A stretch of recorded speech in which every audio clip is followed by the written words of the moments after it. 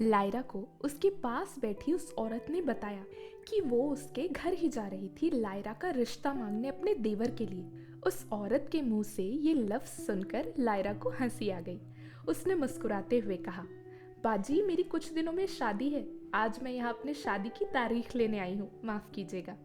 ये सुनकर उस औरत के चेहरे का रंग उतर गया। उन्होंने लायरा से कहा, अरे ये क्या हो गया? मेरे देवर ने आपको कहीं देखा था और तभी से पसंद कर लिया था।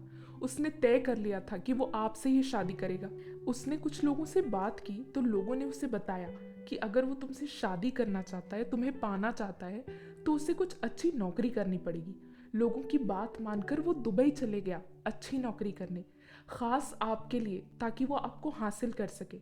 अब वो 2-3 दिन पहले ही दुबई से लौटा है, इसलिए मैं उसका रिश्ता लेकर आपके यहाँ आ रही थी। ये बात सुनकर लायरा की हंसी और जोर से निकली। उसने उनसे पूछा, आपसे ये किसने कहा कि मुझसे शादी करने के लिए उनको दुबई जाना होगा? मेरी तो ऐसी कोई शर्त नहीं थी, और मैं तो आपके देवर को जानती भी नहीं हूँ। उतने में उन्होंने उदासी भरी निगाहों से कहा, मेरा देवर तो तुम्हारे पीछे पागल है। अगर उसे पता चला कि तुम्हारी शादी हो रही है तो वो तो मर जाएगा। लायरा ने अफसोस जताते हुए कहा, पर इसमें मैं क्या कर सकती हूँ बाजी? मैं तो उन्हें जानती भी नहीं, और ना ही मुझे ये पता था कि वो मुझे चाहते हैं। और अब तो मेरी शादी है कुछ दिनों में। मेरे हाथ में अब कुछ नहीं है। लायरा ने कभी उस लड़के को नहीं देखा था। वो उस औरत को और उनके भाइयों को अच्छे से पहचानती थी। लायरा की शादी हो जाने के कुछ सालों बाद लायरा रास्ते से गुजर रही थी कि अचानक उसे वही औरत दिखाई दी। वो औरत अपने उसी देवर के साथ खड़ी थी जिसका रिश्ता लेकर वो कुछ सालों पहले लायरा के पास आई थी। लायरा ने जैसे ही उनको देखा वो उनके पास गई। उसने दुआ सलाम की और हालचाल पूछा। उस औरत ने लायरा से कहा, लायरा, मेरे देवर की शादी हो चुकी है, पर वो अपनी शादी के बाद भी खुश नहीं है। मैं भी तुमसे तुम्हारा हालचाल पूछूंगी, हाँ? तो तुम थोड़ा जोर से कहना कि हाँ, मैं बहुत खुश हूँ। लायरा ने सोचा कि अगर उसके ऐसा करने से किसी का घर आबाद होता है तो वो जरूर ऐसा करेगी। उस औरत ने थोड़ी तेज आवाज में पूछा, लायरा, कैसी हो आप? सब खैरियत? लायरा ने भी तेज आवाज में जवाब दिया, हाँ हाँ, मैं बिल्कुल अच्छी हूँ। अपनी शादी में बहुत खुश हूँ, और अब तो मेरे बच्चे भी हो चुके हैं। ये कहकर फिर लायरा वहां से चली गई। वो लड़का दुबई वापस चले गया। एक हफ्ते बाद लायरा के पास ये खबर आई कि उस लड़के का इंतकाल हो गया। करंट लगने की वजह से या पता नहीं किस वजह से, किसी ने ठीक से कोई वजह नहीं बताई।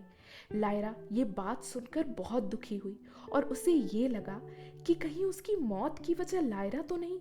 पर लायरा समझदार थी और जानती थी कि इसमें उसकी कोई गलती नहीं है। पर ये एक किस्सा उसके मन के किसी कोने में हमेशा के लिए बैठ गया। इसलिए अगर हम कभी किसी से मोहब्बत करें तो उसका इजहार ज़रूर करना चाहिए। लायरा की शादी के फंक्शन बहुत ही धूमधाम से चल रहे थे। मेहंदी का दिन था। लायरा के हाथों में मेहंदी लग चुकी थी। खाना सारे लोगों के लिए बन चुका था। ढोलक बज रहे थे कि अचानक उन्हें खबर मिली कि लायरा की एक भाभी के अब्बू का इंतकाल हो गया है। लायरा की उस भाभी के भाई के साथ लायरा की एक बहन की शादी हुई थी, तो लायरा की बहन के ससुर यानी कि भाभी के अब्बू गुजर चुके थे। ये खबर सुनकर पूरे घर में खामोशी और मातम का माहौल छा गया। अब समझ नहीं आ रहा था कि क्या किया जाए, क्योंकि खाना सब बन चुका था, तो खाना बेकार ना जाए इस वजह से लायरा के घर वालों ने सबको खाना ज़रूर खिलाया था। क्योंकि शादी 1-2 दिन में थी और सारी तैयारियां हो चुकी थी, शादी रोकी भी नहीं जा सकती थी। लायरा के भाइयों ने बहुत तैयारियां की थी। सबने बहुत धूमधाम से शादी करने के ख्वाब देखे थे, पर ऐसा कुछ नहीं हो पाया। शादी बहुत ही सादगी से हुई लायरा की। ना कोई शोर शराबा, ना नाच गाना। बहुत सारी रस्में उन लोगों ने नहीं पूरी की, पर लायरा की शादी हो गई। लोग हंसी मजाक में एक बात कहते हैं कि अगर आप खाना बनाने वाले बर्तन में खाना खाएंगे तो आपकी शादी में बहुत बारिश होगी। लायरा ने ये काम बचपन में बहुत किया था, और ये कहावत लायरा के लिए सच निकली। उसकी शादी में बहुत बारिश हुई। लायरा की मंगनी में भी बहुत बारिश हुई थी। रस्मों के वक्त बारिश, निकाह के वक्त बारिश, रुखसती के वक्त बारिश, और तो और लायरा की रुखसती के बाद भी बारिश थम नहीं रही थी। घर में मैयत होने की वजह से लायरा की रुखसती भी उसके घर वालों ने बड़ी ही सादे तरीके से की। शादी के बाद लायरा और शाहिद की पहली रात थी। दोनों ने बहुत ख्वाब देखे थे अपनी पहली रात को लेकर, पर इतनी बारिश होने की वजह से शादी की पहली रात को उनके घर में लाइट चली गई। पूरी रात उन्हें अंधेरे में बितानी पड़ी। इस तरह से लायरा की शादी का आगाज हुआ और उसने अपनी जिंदगी के नए दौर में कदम रखा। शादी के बाद कुछ वक्त लायरा और शाहिद कराची में रहे। शाहिद के परिवार के कुछ लोग भी रहते थे उनके साथ। शादी के शुरुआत का वक्त बहुत अच्छा और बहुत मज़े से गुजरा। दोनों नए नए लोगों से मिलते, इधर उधर नई नई जगहों पे घूमने जाते, दावतों में साथ साथ जाते। हर लड़की जैसे अपने शादी के शुरू के कुछ साल बहुत मज़े से जीती है, लायरा ने भी वैसी ही अपनी ज़िंदगी जी थी। शादी के बाद जैसे ज़्यादातर लोग करते हैं, लायरा और शाहिद ने भी हनीमून में जाने का तय किया। उस वक्त लोग ज़्यादातर पहाड़ों वाली जगह में जाना पसंद करते थे। पाकिस्तान का एक छोटा सा शहर मरी उस वक्त बहुत मशहूर था। वहाँ खूबसूरत पहाड़ और ठंडी ठंडी हवाएं सबको सुकून देती थीं। लायरा और शाहिद ने वहीं जाने का तय किया। लायरा की एक बड़ी बहन और उनके शौहर लाहौर में रहते थे। उन्होंने लायरा से कहा कि मरी जाने से पहले वो लोग लाहौर उनसे मिलते हुए जाएं। इस्लामाबाद में लायरा के भाई ने भी उन्हें आने का कहा था। तो सबसे पहले लायरा और शाहिद दोनों लाहौर गए अपनी बहन के घर। उनकी बहन ने लायरा और शाहिद को बड़ा प्यार दिया और बहुत लाड से रखा। उन्हें एक खूबसूरत कमरा दिया और बहुत अच्छे से उनकी खातिरदारी की। बहन के घर से लायरा और शाहिद अपने भाई के घर इस्लामाबाद गए और फिर वहां से उन्होंने मरी के लिए सफ़र चालू किया। मरी पहुंचते ही लायरा को ऐसी ठंड लगी जिसका कोई हिसाब नहीं। वो मार्च का महीना था और उस महीने में भी वहां ओले पड़ रहे थे।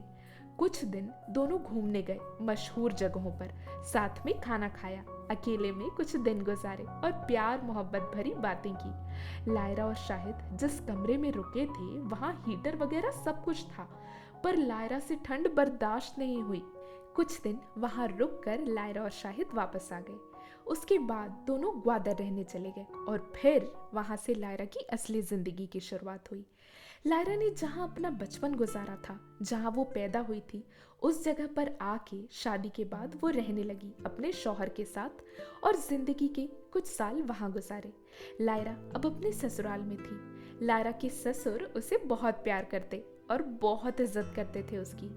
लायरा अपने मायके में ज्यादा से ज्यादा खुशियां ही देख कर आई थी। वो बहुत खुश थी अपनी शादी से और अपने शौहर से, पर लायरा को कहाँ पता था कि अब आगे की जिंदगी उसके लिए खुशी के साथ साथ थोड़े गम और बहुत सी परेशानियां भी लेकर आने वाली हैं। तो दोस्तों, आपको क्या लगता है लायरा अब अपनी आगे की ज़िंदगी में कैसी परेशानियां और गम देखने वाली है? अपने अपने थॉट्स कमेंट बॉक्स में लिखकर ज़रूर बताइएगा। अगर आपको आगे का चैप्टर चाहिए तो भी कमेंट बॉक्स में लिखकर ज़रूर बताइएगा। अगर कहानी इंटरेस्टिंग लग रही है तो वीडियो को लाइक करें, शेयर करें और आगे के चैप्टर्स पाने के लिए हमारे चैनल को सब्सक्राइब करें और बेल आइकन क्लिक करें। Thank you.